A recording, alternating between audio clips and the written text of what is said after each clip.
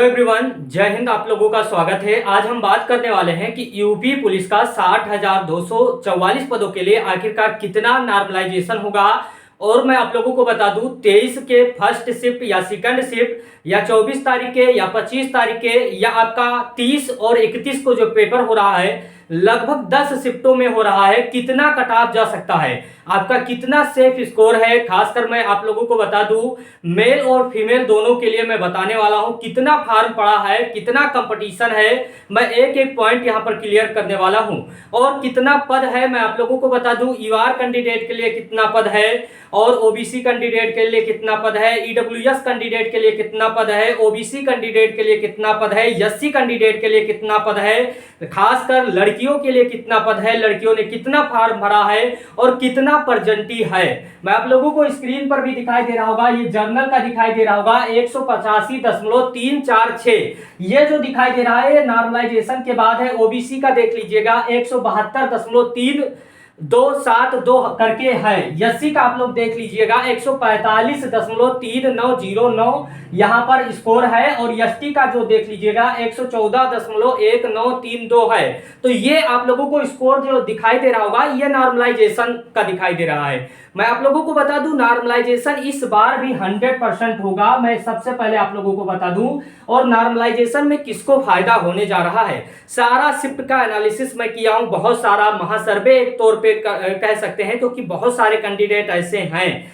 जो यहां पर पूरी तरह से तैयार हो चुके हैं। और सबसे इंपॉर्टेंट बात है कि फिजिकल कैसे होगा, फिजिकल आखिरकार कब तक होगा, कब तक आप लोगों का ऑफिशियल उत्तर कुंजी जारी होगा, सब कुछ मैं डिटेल में बताने वाला हूं। सबसे पहले तो मैं यही कहूंगा कि चैनल पे पहली बार विजिट किया है तो चैनल को सब्सक्राइब करके बेल आइकन दबा दीजिएगा, वीडियो को लाइक कर दीजिएगा। और लिंक टेलीग्राम चैनल का दिया जा रहा है, वहां पर फ्री में आपको पीडीएफ वगैरह दिया जाता है, तो आप वहां पर भी ज्वाइन कर लीजिएगा। इसी चैनल का नाम है शुक्ला एकेडमी, आप सर्च करेंगे मिल जाएगा या लिंक डिस्क्रिप्शन में मिल जाएगा। तो ये बात आप लोगों का किया गया है। इस बार जो टोटल पद है 62,244 टोटल पद है। और वहीं पर बात करेंगे यूआर कैंडिडेट के लिए 24,102 टोटल पद है, जिसमें आपने देखा होगा कि बाहरी राज्य के, दूसरे राज्य के, जैसे बिहार के, झारखंड के, उत्तराखंड के, छत्तीसगढ़ के, पश्चिम बंगाल के, यहाँ के भी अभ्यर्थी आए हुए हैं। लगभग 6,30,000 कैंडिडेट आए हुए हैं जो यही सीट पर लड़ने वाले हैं, यानी यूआर कैंडिडेट के सीट पर लड़ने वाले हैं। और उसके साथ साथ ईडब्ल्यूएस कैंडिडेट का जो फार्म का संख्या है 6,024 टोटल पद है। फार्म की संख्या पर भी मैं चर्चा करूंगा। और साथ में एससी कैंडिडेट का 12,650 कुल सीट है और एसटी कैंडिडेट का 1,204 टोटल पद है। और वहीं पर ओबीसी कैंडिडेट का 16,264 टोटल पद है। तो ये पद है। आप लोगों को मैं बता दूं कि नॉर्मलाइजेशन में क्या होने वाला है, नॉर्मलाइजेशन में किसको फायदा होगा। सबसे इंपॉर्टेंट बात है कि लड़कियों को आपको पता होना चाहिए कि 15 लाख लड़कियों ने फॉर्म भरा है और यहां पर कुल जो उनका सीट है 12,000 सीट है, यानी 62,244 में 12,000 सीट जो है लड़कियों के लिए रखा गया है। अब लड़कियों में भी आपको पता होना चाहिए कई सारी लड़की ऐसी होंगे जो ईवार में आती हैं, कई सारी ईडब्ल्यूएस में आती हैं, कई सारी ओबीसी में आती हैं, कई सारी एससी में आती हैं, कई सारी एसटी में भी आती हैं। और बहुत सारे ऐसे होंगे जो होमगार्ड कैंडिडेट होंगे, तो उनको तो टेंशन लेने की आवश्यकता नहीं। उन्होंने कुछ भी स्कोर किया है, बहुत कम उनका स्कोर जाता है। मैं आप लोगों को बता दूं पिछली बार 60 नंबर पर उनका सिलेक्शन हुआ है, जितने भी होमगार्ड थे। लेकिन मैं आप लोगों को बता दूं इस बार आखिरकार नॉर्मलाइजेशन का बड़ा प्रभाव देखने को मिलेगा। नॉर्मलाइजेशन कैसे होता है इस पर भी मैं चर्चा कर लेता हूं। नॉर्मलाइजेशन इस प्रकार से होता है कि किसी शिफ्ट में जितने कैंडिडेट प्रतिभाग किए हैं और कैंडिडेट का कितना औसत स्कोर बन रहा है, यानी उस विभाग में, उस शिफ्ट में जितने भी परजेंटी रहा है, उपस्थिति रहा है, उनमें औसत स्कोर कितना जा रहा है। यदि औसत स्कोर कम जा रहा है तो उस शिफ्ट का नॉर्मलाइजेशन होगा और उसके आधार पे उस शिफ्ट को बड़ा फायदा हो सकता है। यानी कहीं ना कहीं फायदा उसी को होगा जिसका शिफ्ट थोड़ा सा कठिन होगा। और नॉर्मलाइजेशन में मैं देखा हूं, पिछली बार का मैं दिखा रहा हूं 49,000 पदों के लिए, इसमें नॉर्मलाइजेशन बहुत ही अच्छे तरीके से हुआ था। तब आप लोगों का 185 स्कोर गया हुआ था।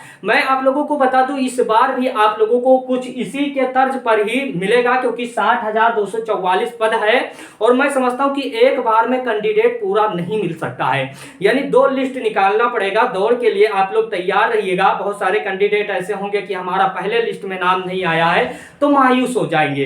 लेकिन मायूस होने की आवश्यकता नहीं, क्योंकि 2-3 लिस्ट निकलने वाला है जिसके तौर पे आप लोगों को बड़ा फायदा होने वाला है। बहुत सारे कैंडिडेट बुलाए जा सकते हैं, खासकर लड़कियों के लिए मैं देखा हूं कि 3-3 4-4 लिस्ट आता है, तो इस बार लड़कों के लिए भी आने की संभावना है। आप लोगों का इतना स्कोर है तो आप लोग अभी से रनिंग स्टार्ट कर दीजिएगा, थोड़ा थोड़ा सा रनिंग करते रहिएगा और जितना भी परीक्षा होगा उसकी भी तैयारी करते रहिएगा। मैं आप लोगों को बता दूं इस बार कितना कट ऑफ जा सकता है।